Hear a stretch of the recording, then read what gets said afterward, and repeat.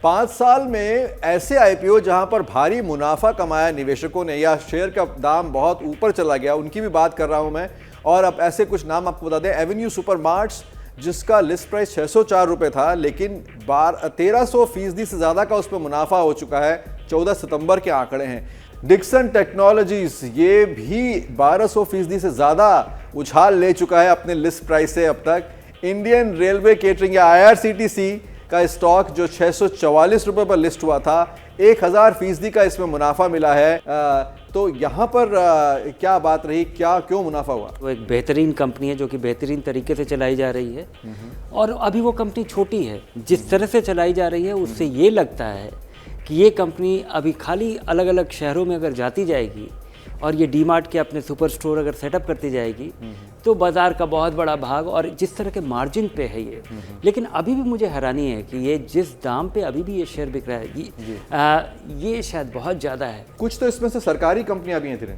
नहीं, सरकारी कंपनियां भले ही हो लेकिन वो सरकारी कंपनियां नहीं है, वो मोनोपोली हैं। अगर आपको रेलवे का टिकट खरीदना है तो आपको IRCTC के पास जाना ही पड़ेगा, उसकी आमदनी निश्चित है। लेकिन आपको नहीं भूलना चाहिए कि एक मोनोपोली के बहुत सारे खतरे भी होते हैं। हमें याद है कि सरकारी मोनोपोली को हिलने में बड़ा कम समय लगता है और वो मोनोपोली भी कई बार कंज्यूमर के प्रेशर की वजह से ख़त्म हो जाता है। तो लोगों को इसके बारे में चिंतित होना चाहिए।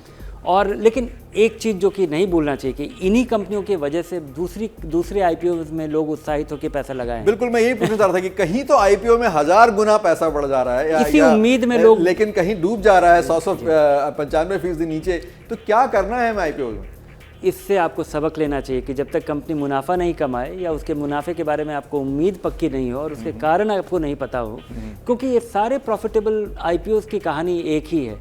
ये कंपनियां बढ़ेंगी, ये कंपनियां मुनाफा कमाती हैं, जितनी बढ़ेंगी उनका मुनाफा और बढ़ेगा, बल्कि और शायद उसका रफ्तार बढ़ जाए क्योंकि इनके मार्जिन स्केल के साथ और बढ़ते जाएंगे। तो क्या करना है क्या नहीं करना है ये हम समझ रहे हैं धीरे से IPO को लेकर। तो पहली बात तो ये कि ड्राफ्ट रेड हेरिंग प्रोस्पेक्टस यानी DRHP का दस्तावेज आपको पढ़ना है। इसमें क्या पढ़ना है अभी पूछता हूँ धीरेन से। इसके अलावा आपको समझना है कि कंपनी पैसे जुटा क्यों रही है, वो जो प्रमोटर हैं वो आपसे पैसा क्यों ले रहे हैं IPO के जरिए, कंपनी के प्रमोटर कौन है, कंपनी के कारोबार को समझें, क्या कारोबार से। धीरेन्द्र ने अभी बहुत सारे टिप्स दिए इस बारे में। हमें ये भी समझना है कि जोखिम की क्या उसमें जानकारी है, किस तरह के जोखिम कंपनी फेस कर रही है। धीरेन्द्र, सबसे पहले तो कि प्रॉस्पेक्टस पढ़ के क्या एक आम निवेशक ये सब समझ सकता है? निवेशकों को निर्धारित करना पड़ेगा कि उनको प्रॉस्पेक्टस में क्या क्या चीज़ देखना चाहिए, क्योंकि अगर आप प्रॉस्पेक्टस पढ़ने चले तो तब तक इशू का टाइम बीत जाएगा और आप 1000 पन्ना पढ़ करके और आप उसमें से क्या एब्जॉर्ब करेंगे और क्या निर्धारित करेंगे।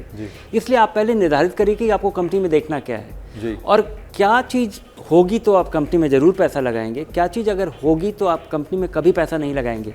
अगर क्योंकि आप कंपनी के मालिक बनने वाले हैं, अगर इस एटीट्यूड से इस नज़रिए से अगर आप निवेश करेंगे तो आपको कभी भी नुकसान नहीं होगा। तो एक इमोशनल लॉस बहुत ज़्यादा होता है धीरेन्द्र, अगर लोग IPO के टाइम निवेश नहीं कर पाते या उनको लॉट में शेयर नहीं मिलते हैं, उनके लिए आप क्या कहेंगे? नहीं, हर एक निवेशक को मेरी सलाह होगी कि IPO आते ही तब है जब बाज़ार में बहुत ज़्यादा उत्साह हो, जब बाज़ार में पैसा आसानी से बन रहा हो। और उसी समय में निवेशकों से गलती बहुत आसानी से होता है। जब आप पूरा भरोसा करते हैं कि इसमें पैसा लगाया जाएगा और बाज़ार तो चढ़ ही रहा है, नुकसान होने की संभावना नहीं है, तभी आपको सबसे बड़ा नुकसान होता है। और पिछले 25-30 साल में हमेशा ही ऐसा हुआ है कि जब आप भरोसे के साथ पैसा लगाते हैं तब आपको नुकसान होता है। जैसे ही घड़ी का काटा दोपहर 2:30 पे आए, बबीता जी का दिल सास बहू साजिश के लिए मचल जाए। और ये है इनकी बहू, पूरे दिन ऑफिस की टेंशन हो जाए गॉन जब ये करें अपना फेवरेट शो फ्री टाइम पे ऑन। इनकी तरह आप भी देखिए अपना फेवरेट शो अपने टाइम पर और डाउनलोड कीजिए ABP लाइव ऐप अपने स्मार्ट टीवी पर।